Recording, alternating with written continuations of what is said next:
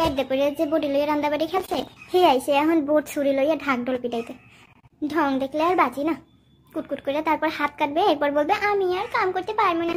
যত সব কাম না করার বাহানা শুরু করছে। বাহানা টাহানা বাদ দেন, এখন আসেন কাজের কথা বলি। এই যে লাউয়ের ছোলা, জানেন এর ভিতরে কি পরিমাণে উপকারিতা আল্লাহ তাআলা দিয়ে রেখেছেন?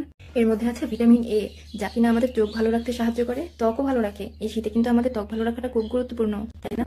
এরপরে আছে ভিটামিন সি, যা কিনা আমাদের রোগ প্রতিরোধ ক্ষমতা বাড়ায়। এই শীতে কিন্তু এটাও খুব গুরুত্বপূর্ণ সর্দি কাশি সারাতে।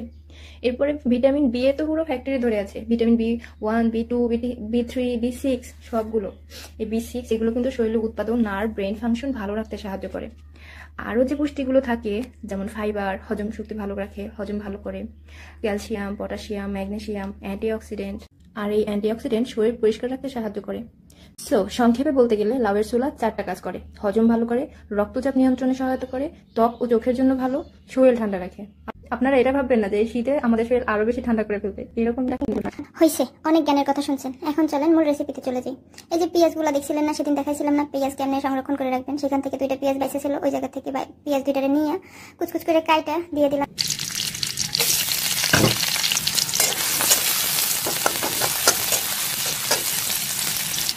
একটুখানি তেলের মধ্যে ছাইরা এবার একটু লাইরা চাইরা এর ভিতরে ওই যে লাউ ছোলা আর আলুটারে দিয়ে দিলাম। আমি কিন্তু এটা ধুয়ে লইছি, এটা কিন্তু দেখাইতে ভুলে গেছি, আপনারা কিন্তু মনে করে ধুয়ে লইন। তো এর মধ্যে এখন একটু লবণ আর একটু হলুদ দিয়ে লাইরা চাইরা উপরে আবার একটু রসুন আর একটু কাঁচামরিচ কাইটা কুচি কুচি করে এগুলো এর ভিতর দিয়ে ঢেকে দেবো। একদম সহজ রান্না।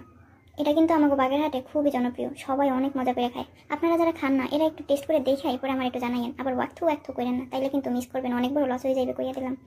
বাগেরহাটে মাইয়া ঠিকই, কিন্তু রানতে আসি ব্রাহ্মণবাড়িয়া বইয়া। এর লেগে এর মধ্যে চিংড়ি মাছ দিতে পারলাম না, কারণ চিংড়ি মাছ কিন্তু ব্রাহ্মণবাড়িয়াতে বেশি আনলাম। পরের বার বাড়িতে গেলে বস্তা বেড়ে খালি চিংড়ি মাছই লইয়ামো। এরপরে আপনাকে হকলিরে দাওয়াত দিয়া এই লাউ ছোলা ভাজা খাওয়ামো। দেখেন আবার আঙ্গুল চাইতে পাতলা বানাই হেলাইয়েন না, হে দোষ কিন্তু আমার না। আপনাকে জাগো ফ্রিজে চিংড়ি মাছ আছে, একটু বেশি করে চিংড়ি মাছ দিয়ে খাইয়া চাইয়েন, দ্বিতীয়বার আর ফেলবেন না, এটা কিন্তু গ্যারান্টি। আর কেরা এই রান্না আগে থেকেই জানেন সেটাও আমার কমেন্ট করে জানাইতে পারেন।